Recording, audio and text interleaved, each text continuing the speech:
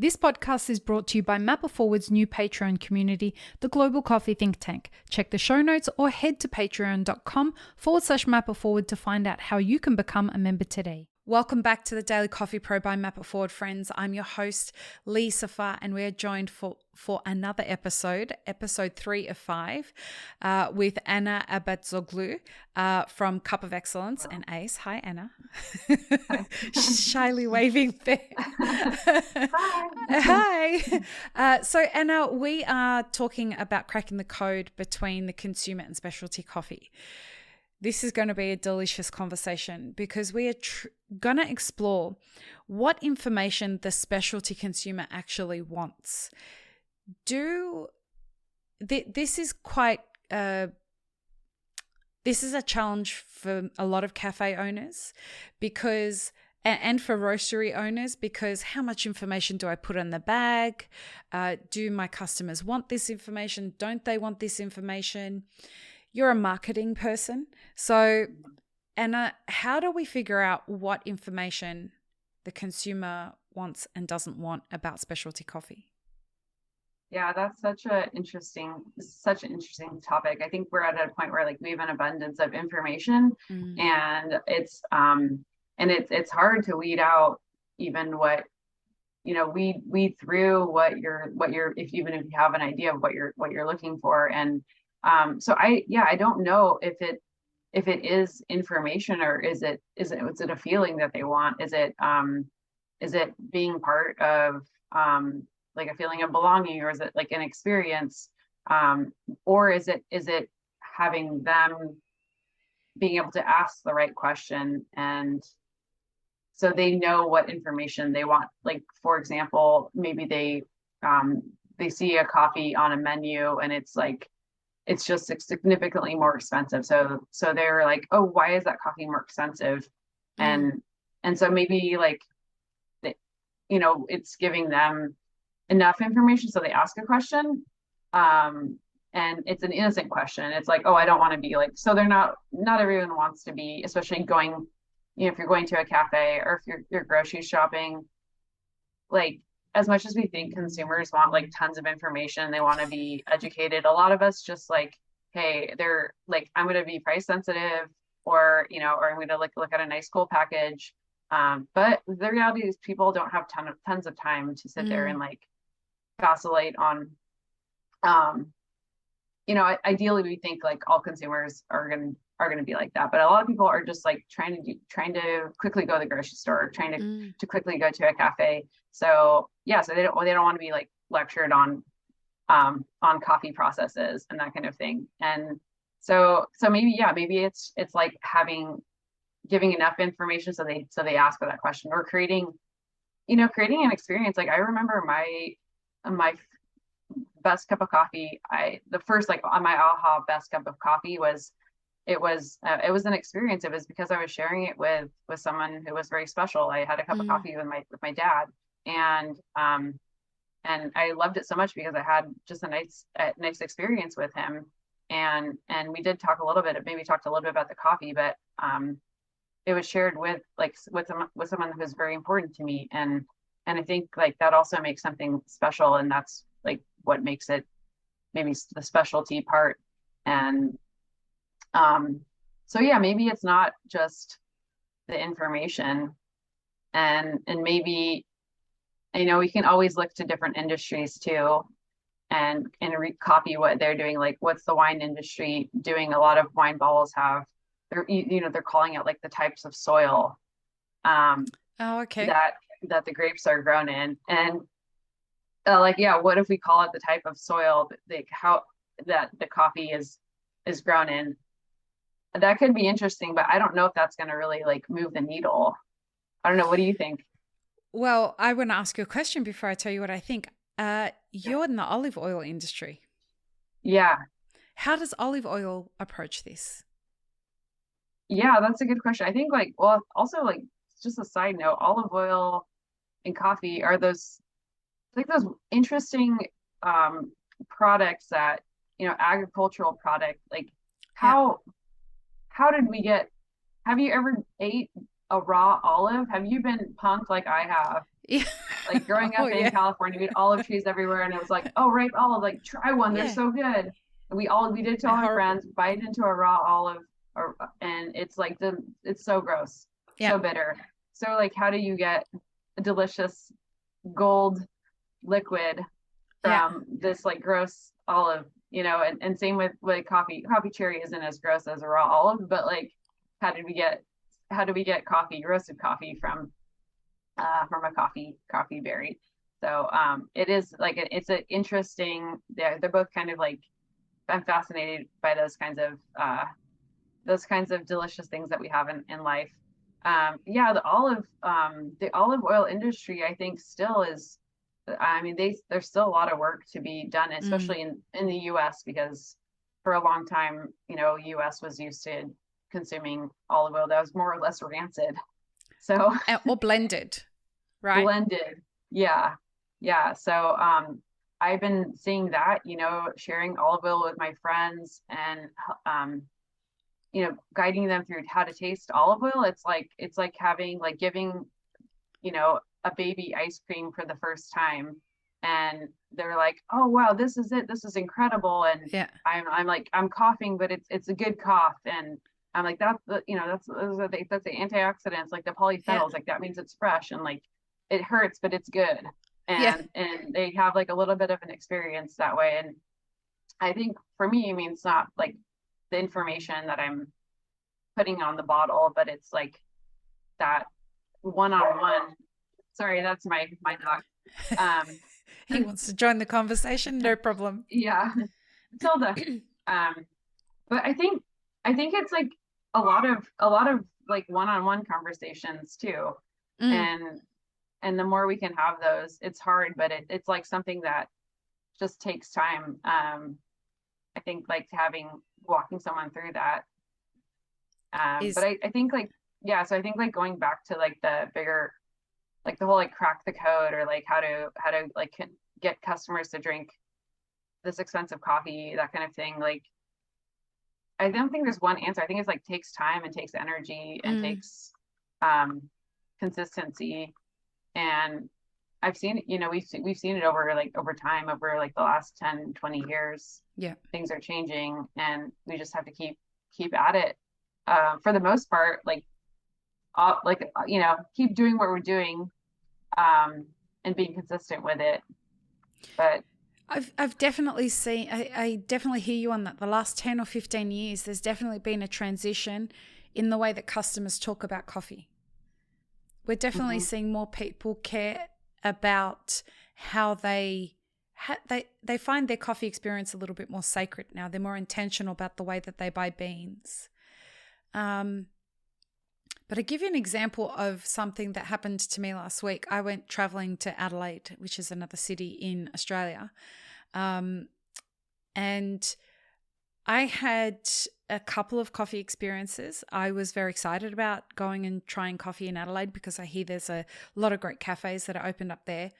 But I had one exceptional experience at Kindred. And if anyone's ever in Adelaide, go to Kindred. The experience was exceptional because the coffee was great from one, but that was one layer. The other thing was, he waited for me to ask a question, and then met me at my information level of he gave me the information I asked for without going into an essay or becoming some kind of coffee orator. And I didn't feel dumb, and I didn't feel talked down to. But then there was this other experience that I had, and I'm not going to name the cafe, but it was utterly disappointing on every level possible. The space was beautiful. But when I sat down, I looked at the menu, and there were coffees that ranged all the way from $9 to $100 a cup. So I thought, well, for sure, these people know what they're talking about. When the person who happened to be the owner came and asked me what I'd like to order, I started asking questions about the coffee because I was thinking, well, maybe I want to experience the $100 a cup coffee because you don't see it on a menu very often. And this could be a treat that I would give myself, and I would share it with my friend. And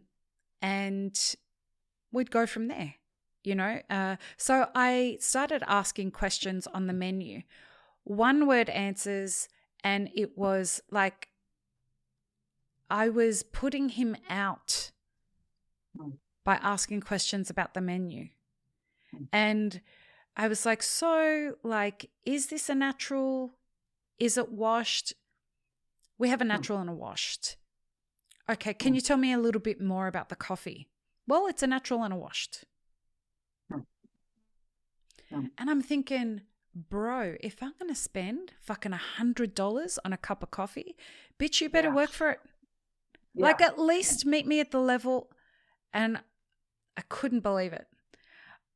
I ended up ordering a coffee for $15. I took 2 sips of the coffee. It was undrinkable. Oh, no. And then the person that I was there with, he saw my face and he's like, how is it? I'm like, well, have a sip and you tell me what you think. He says, you can't drink this. This is horrible. It tastes like celery juice.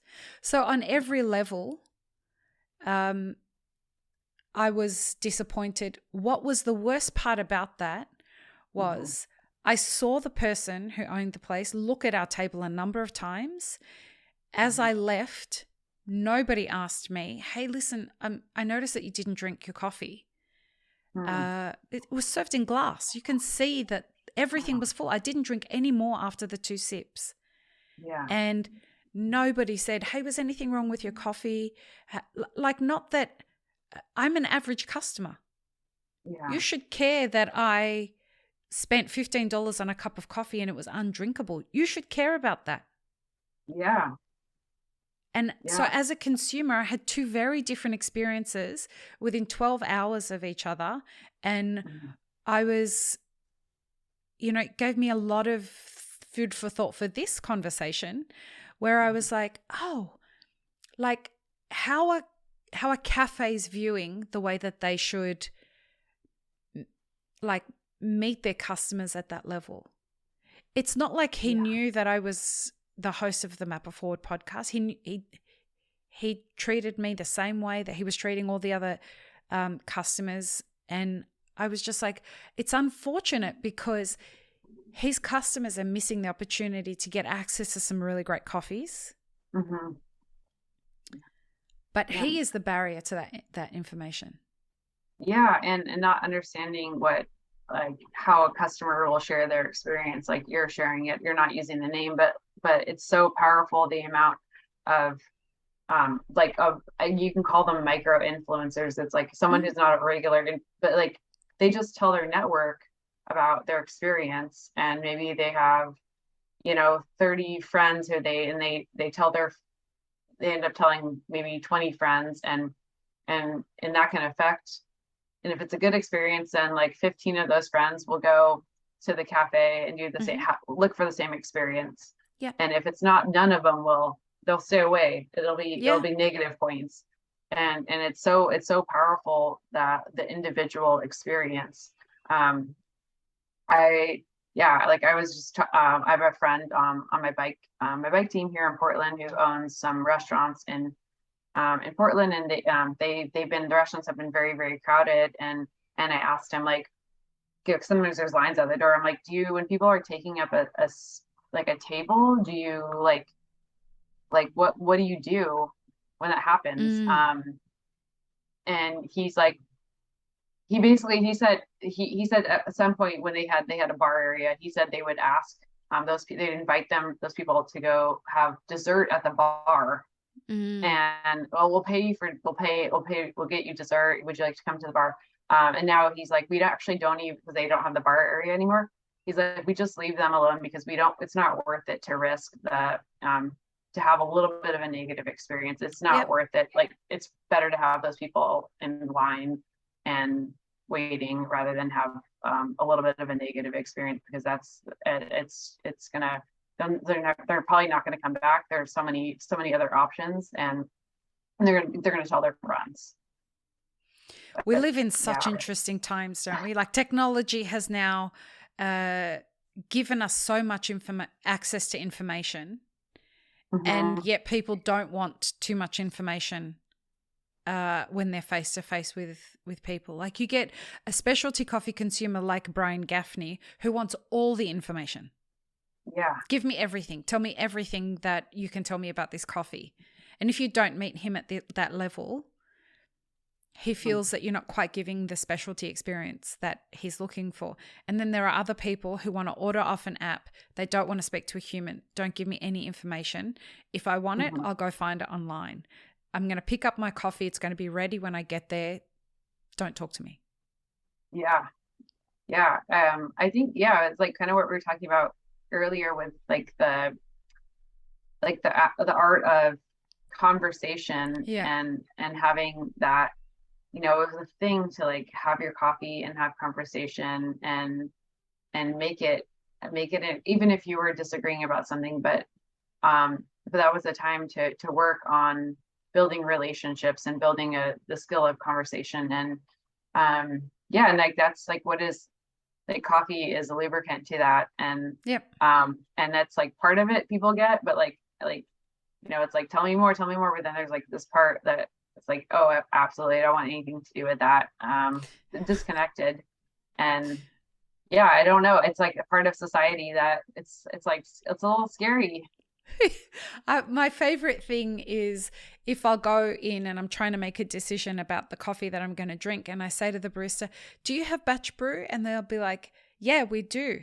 And I'm like, oh, cool. What is it? And they're like, I don't know. Let me get the coffee bag and show you. You know, it's so hit and miss in a lot of places that you go to that even asking the fundamental information over coffee is sometimes a bit too much to ask. And generationally, we've got a new kind of mindset in our workforce that feel that they shouldn't have to know that information a lot of the time. But anyway, Yeah. a lot of really interesting things. The next, I'm going to pick your brain as a marketing person in the next episode, because the one thing that I hear a lot of people say is, especially with the Brian Gaffney series, a lot of people have said, how do I find more Brian Gaffneys? So how do we find the specialty coffee consumer, which is what we'll talk about in the next episode. Good. Looking forward to it. Perfect. Thanks, Anna. Peace, love, and Thank you. peanut butter, everybody. Have an amazing rest of your day. Thanks, friends. If you enjoyed this video, here's what you should check out next. Consider supporting Map It Forward on Patreon, and be sure to subscribe and hit the notification bell before you leave.